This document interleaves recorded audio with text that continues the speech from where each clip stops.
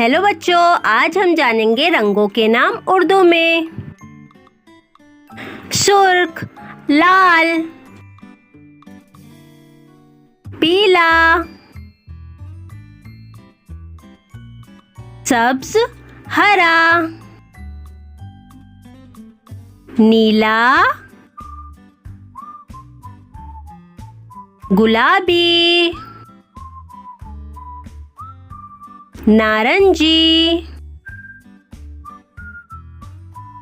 जामुनी, भूरा, सियाह, काला, सफेद, सुरमई, सुनहरी,